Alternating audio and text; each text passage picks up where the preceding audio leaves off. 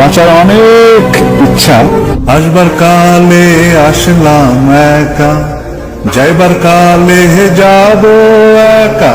তাকে বলা হয় বাংলাদেশের চলচ্চিত্র ইতিহাসের ম্যানলি হিরো। বলা হতো এক ধরনের প্রতিবাদী চরিত্রে তিনি ছিলেন অপ্রতিদ্বন্দ্বী। তাঁর সুঠাম দেহ, লম্বা গড়ন, অসাধারণ ব্যক্তিত্ব, অমায়িক ব্যবহার, তুখোর অভিনয় আর সমাজের যত অন্যায় অবিচারের বিরুদ্ধে প্রতিবাদী চরিত্র দিয়ে তিনি জয় করে নিয়েছিলেন এদেশের লাখো কোটি মানুষের অন্তর। বাংলাদেশের চলচ্চিত্রের ইতিহাসে নায়ক রাজ রাজ্জাকের পরে এত দীর্ঘ সময় ধরে জনপ্রিয়তার শীর্ষ অবস্থান ধরে রাখা নায়ক তিনি। মান্না বাংলাদেশের চলচ্চিত্রের সোনালী প্রজন্মের সর্বশেষ মহানায়ক, ম্যানলি হিরো খ্যাত নায়ক মান্না।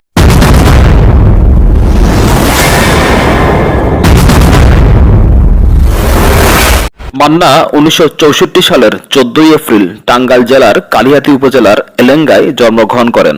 তার পুরো নাম সৈয়দ মোহাম্মদ আসলাম তালুকদার, বাবার নাম নুরুল ইসলাম তালুকদার, মায়ের নাম হাসিনা ইসলাম। মান্না উচ্চ মাধ্যমিক পরীক্ষা পাশ করে ঢাকা কলেজে স্নাতকে ভর্তি হয়েছিলেন। মান্না 1984 সালে মাত্র 20 বছর বয়সে বাংলাদেশ চলচ্চিত্র উন্নয়ন সংস্থা বা এফডিসি আয়োজিত নতুন মুখের সন্ধানে কার্যক্রমে নির্বাচিত হন।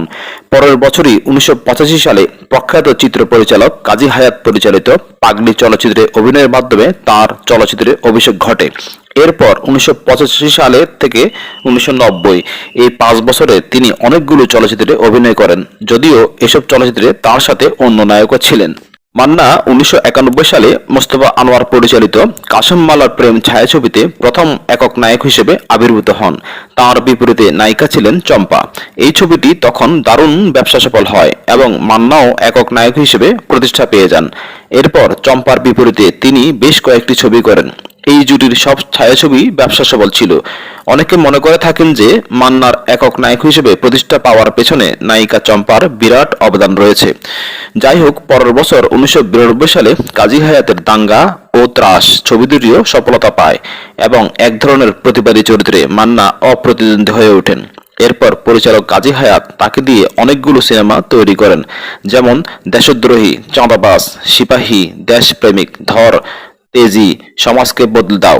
এর বাইরেও অন্যান্য পরিচালকের অনেক ছায়াছবিতে তিনি অভিনয় করেন।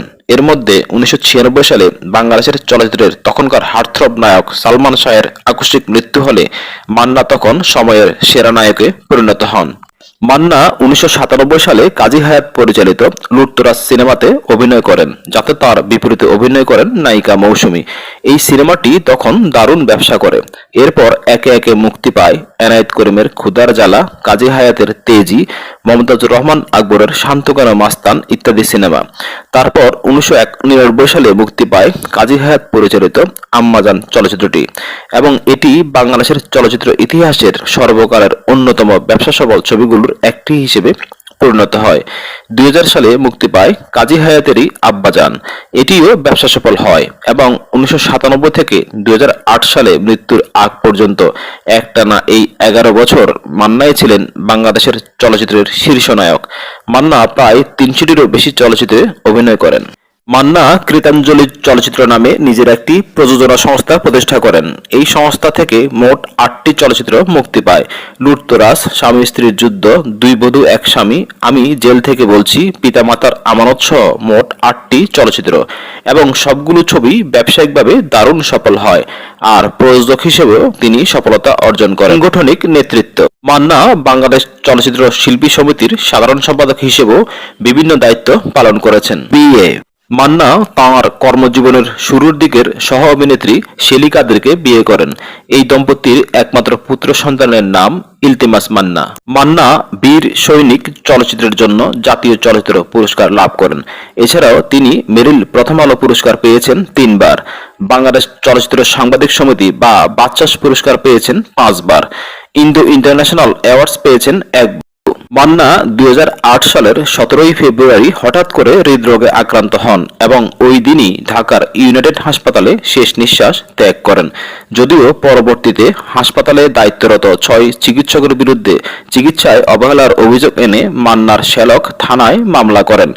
মান্নাকে টাঙ্গাইলের এলেঙ্গায় তাঁর পারিবারিক কবরস্থানে সমাহিত করা হয়। পরবর্তীতে বাংলাদেশ চলচ্চিত্র উন্নয়ন সংস্থা অর্থাৎ এফডিসিতে মান্নার ডিজিটাল কমপ্লেক্স নামে একটি ভবনের নামকরণ করা হয়।